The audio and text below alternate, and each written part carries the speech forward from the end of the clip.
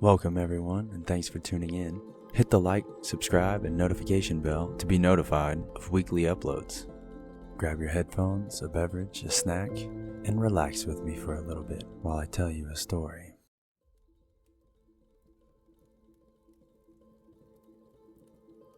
Light from a fire flickers against the canopy of trees overhead. Your vision is blurred and head groggy, the disorientation nauseating.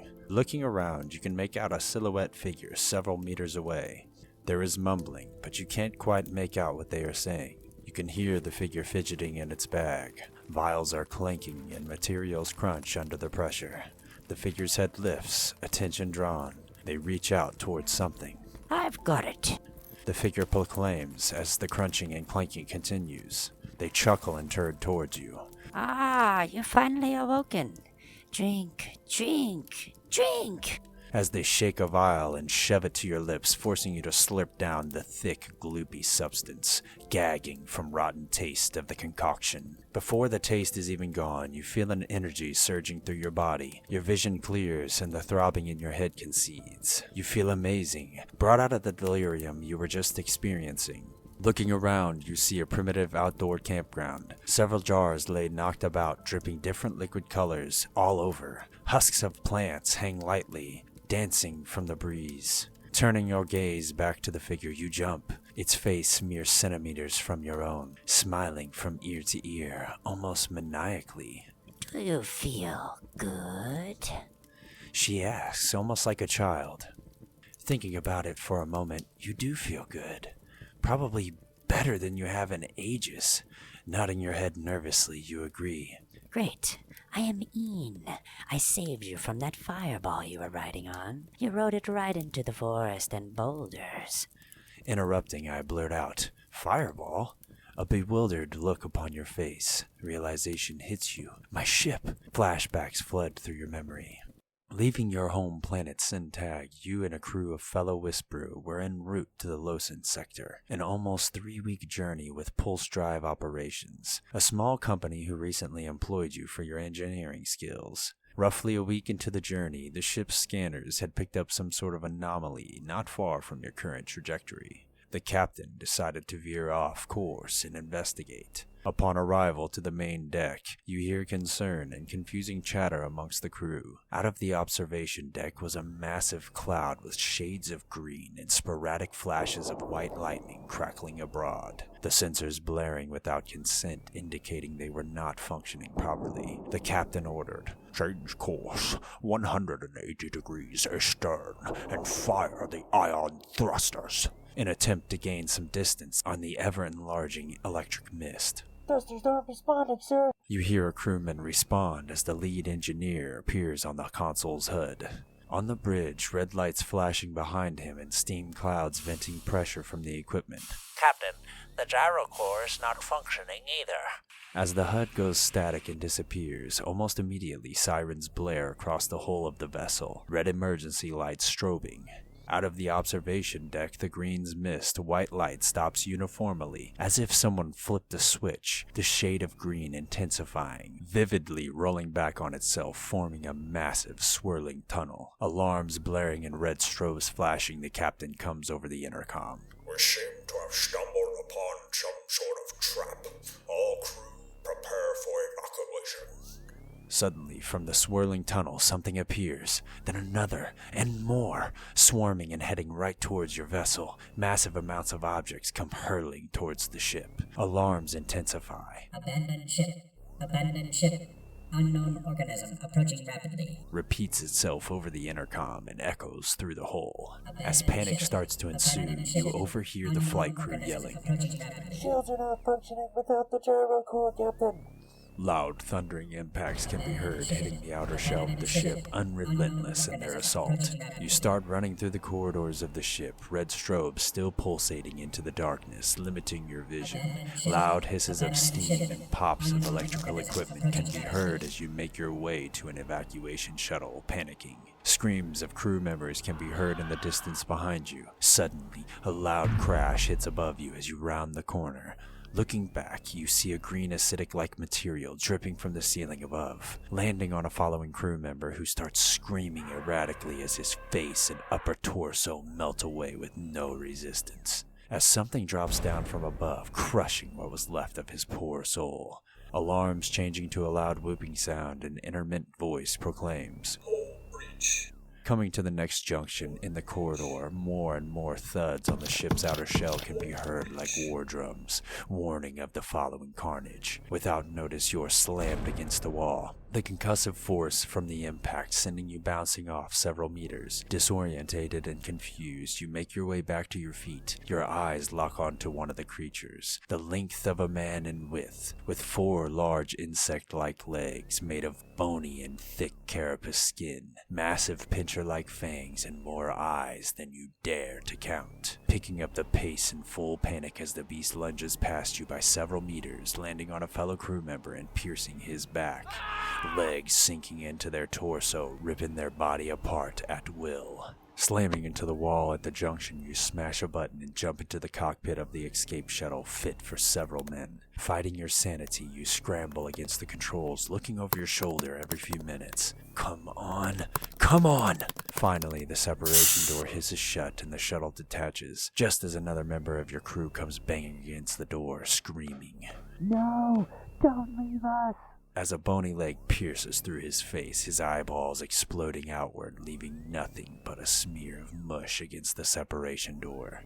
Thrusters fire up. As your ship slowly gains pace, you notice the separation door behind being shredded by the beast. It rears back and flings the green substance at the shuttle, hitting the port side thruster. You watch in terror as it melts away in moments and your shuttle spins and drifts out of control into nothingness. Finally gaining some stability in your shuttle, and several kilometers away, you turn your gaze to the ship burning in several locations. Looking at the swirling tunnel, you can make out several different sized monstrosities pouring from the mist. White lightning crackles again, and suddenly, penetrating the cloud, one massive organic being the size of a small moon emerges. Thousands of tentacles protruding from the lower part of the beast as it fully breaks the plane of the mist, as tentacles lash out towards the ship you just fled and rip it apart.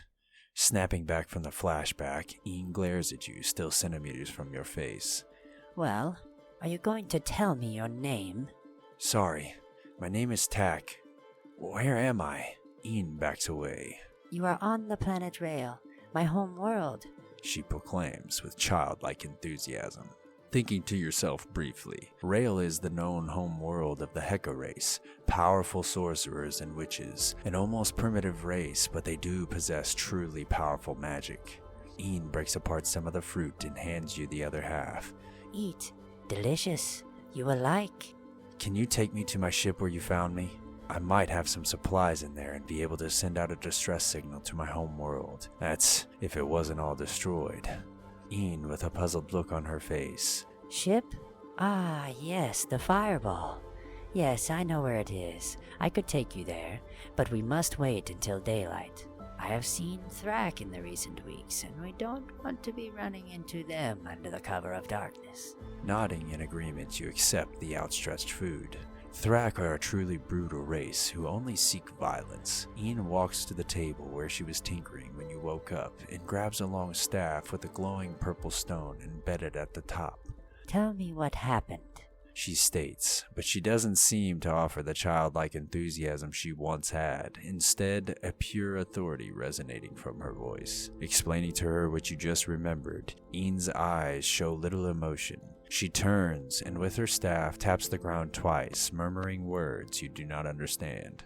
Suddenly, a glimmer of light surrounds the whole area. Draping down from the tree canopy, everything slowly dissipates from woodland into a beautiful stone castle. Ancient statues scattered throughout the courtyard, with beautiful rows of flowers and vegetation you've never seen before. Ian goes over to the shelf and pulls out a large book, blowing the dust off as she sets it on a nearby table. Skimming through the pages and mumbling to herself, walking around mesmerized by what you just saw, finally making your way to the table where Ian is looking at the large book. She points down at an ancient text with drawings. Ian speaks as you arrive tableside. These creatures you described to me, I believe them to be Voltoga. Voltoga? I can't say I know of them, but from what I just witnessed, they are the spawn of hell itself. We need to get to my ship so I can send out a warning. There's no telling where they are going and they must be stopped. You reply, urgency present in your voice. My manuscripts say they are an ancient race with no known origins, but they travel the vast, harvesting planets and stars, nebula alike. Swarming like locusts, they devour without remorse. A hive mind spreading like a plague. Ian replies, could they be coming here? To Rail? You ask. I can't imagine I got too far with that damaged thruster. But then again, I don't even have any idea how far or how long I was out there. If I can get to my shuttle, I might be able to get some more questions answered and figure out what is truly going on here. I need to get a warning out. Your urgency unwaning. Daylight approaches, but Rail has 4 moons and only 1 star that we orbit. Darkness can come swiftly from the eclipses. Come, I will take you to the wreckage, she says, grabbing the staff once more, reaching forward, throwing her palm outward and hands spread, each statement growing in volume and intensity. Ritan, ritara, Ritan, ritara. The staff levitates in front of her open palm, rotating clockwise, slowly gaining speed in its rotation, swirling weightlessly. With pure elegance, it rotates faster and faster, coming to a blur in the air in front of her. Without prompt, the staff sends a shockwave of wind through the air, blowing Ian's hood back just enough for you to see the dark tattooed markings across her face, decorating her light blue skin. The staff stops perfectly upright in front of her outstretched arm. A strange static fills the air as a coarse mist appears, reflecting black in the middle with dazzling spectrums of color pulsating around the outward edges. Ian takes hold of the staff and urges you through the mist. Though hesitant at first, you gather yourself, thinking, is this one of the Heka I've read about? I am completely exposed at her mercy, but all I can do is trust her. After all, she did save me.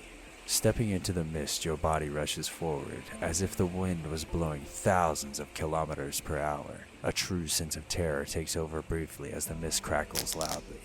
Suddenly and without warning, you land on your face against what seems to be a pile of feces. As you look up, a strange four-legged alien stands looking back past itself while chewing on some sagebrush. In a moment's notice, it scurries away into the distance as if spooked. You look around, belly down, wiping the muck from your face. You see smoldering rubble and broken trees. Pieces of your ship scattered about smoking and clearly non-operational, painting the entire landscape. Ian appears next to you and immediately erupts into laughter upon seeing your face. I guess I could have told you what to expect. But I've been doing this for eons, and I still don't always land on my feet. I'm sure if you would have eaten all of that tilfo fruit I gave you, though, you probably wouldn't have felt the need to cover your face in that lob's dung he just laid. You grow visibly agitated, annoyed at what just happened, spitting and gagging. You stammer to your feet, swearing under your breath. Ian chuckles, then holds out her staff to your face.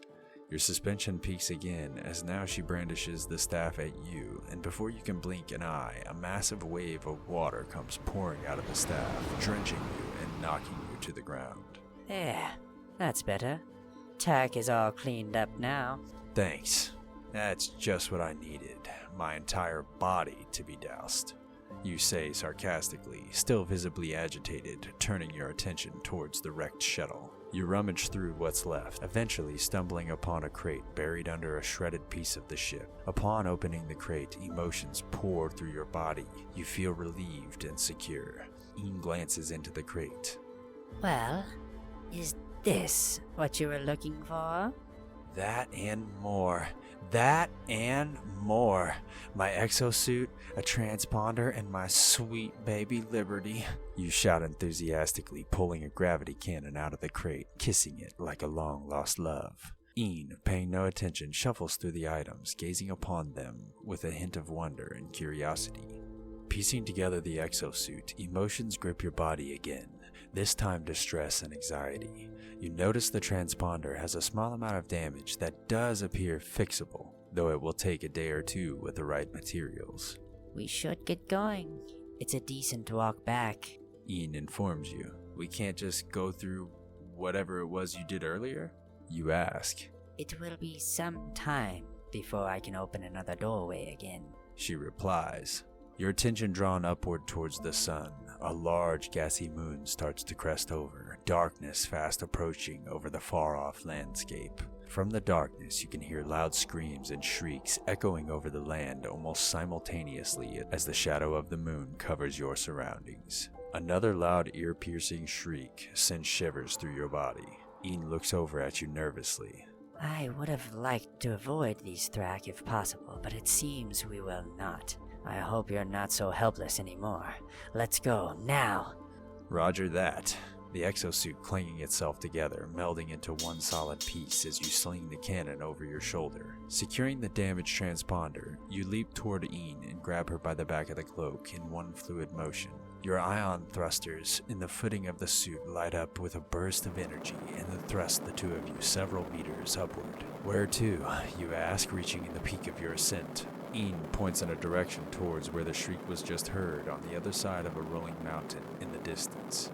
Got some ground to cover, you say, leaning forward. The suit takes over and propels the two of you as your thrusters echo off the trees below. After several minutes, more shrieks can be heard growing ever louder and more in repetition.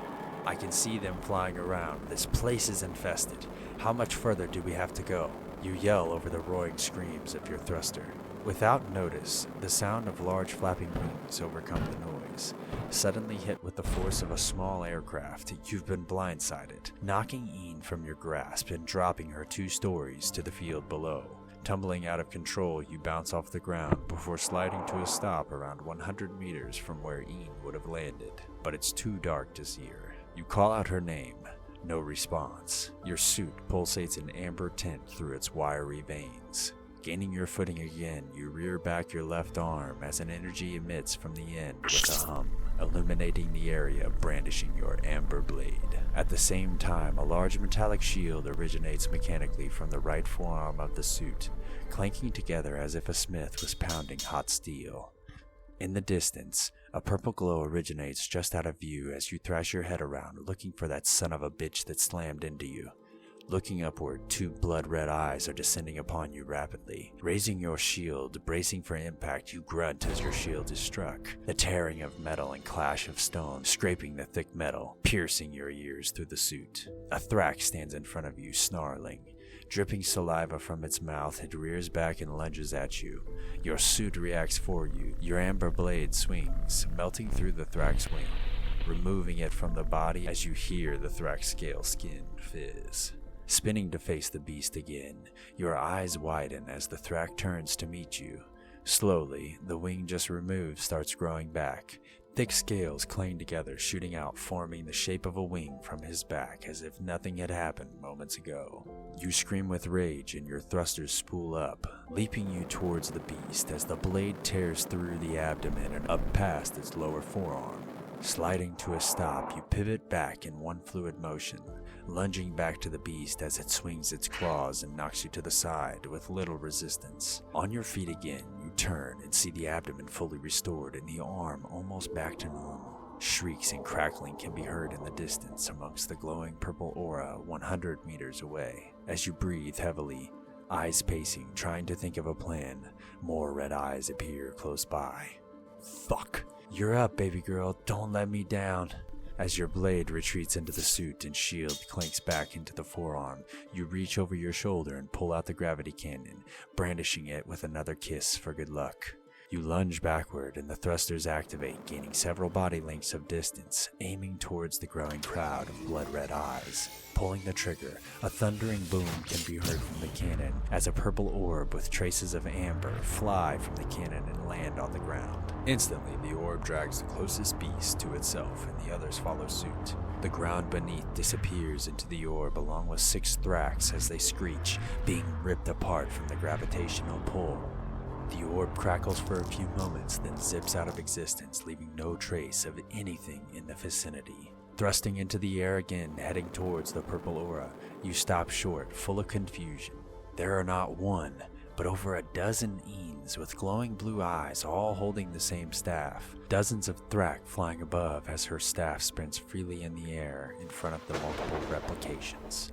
The purple gemstones emit a powerful purple lightning, once reaching the flying Thrak, vaporizing them on impact.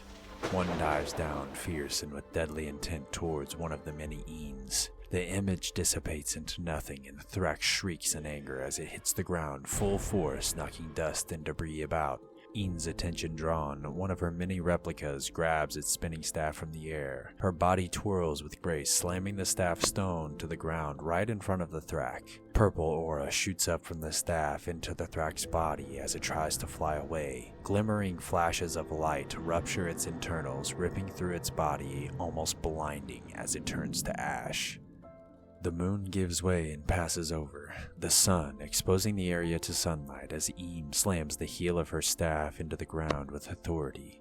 A flashing pulse sends a shockwave in all directions and vaporizes the remaining beasts. Looking on as Eam's body merges violently into one another in sequence until there is just one left. Her eyes return to the normal pale gray they once were as her rose-red hair whips in the wind, blowing across her light blue face. She drops to one knee and winces in pain, holding her left leg. With haste, you run over to aid her and see 3 large gashes from claw marks running vertically up her thigh, with one claw still embedded in her skin. Reaching in for the claws, Ian shrugs your hand away and pulls the large claw out herself, eyes narrowing from the pain. I will be fine, She insists. We need to get out of here. Her eyes meeting yours as blood pours down her leg and starts puddling below. You reach over and tap a few buttons on the suit, and out of your right wrist a small tubular opening appears, spewing a misty vapor gently from within as you wave the mist over her leg. The vapor moistens her skin and pulls the gashes back together, leaving a small scar from each tear on her flesh. Wow, that's incredible. It's almost like nothing even happened. She exclaims in bewilderment. I'm honestly surprised we are even alive. What you did back there? That was incredible, you say back at her with excitement still winded from the battle. I'm glad to see you could fend for yourself. Smirking as she replies, Hardly. If it hadn't been for my sweet baby Liberty, I'd have been those things dinner, no question. You reply as you pat the cannon with pure admiration and bliss.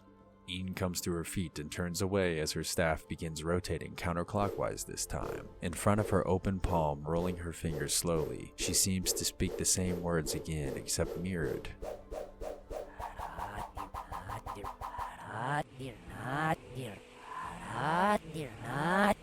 The mist from before appears again, but this time the aura is different, glowing vividly red around the edges with its center a holy white. Grabbing her staff and signaling you to walk through with her. Try to land on your feet this time. As you step through the opening, it feels like you are the wind.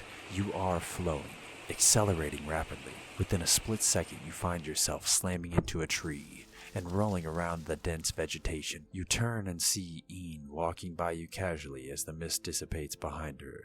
You turn to see a large boulder wedged between 2 trees, straining sideways from the weight. Draped over the boulder all the way to the ground, there lays a thick, heavy ivy, pale orange in color. Ian turns to the trees and ivy and speaks one word. Vefora. And taps the ground 3 times with her staff. Like a ripple of water, the ivy begins to curl away. You notice 2 large eyes straining to open on the boulder, and a massive mouth 3 meters across, grunting thunderously. As the mouth opens, the trees strain with loud crackling and popping.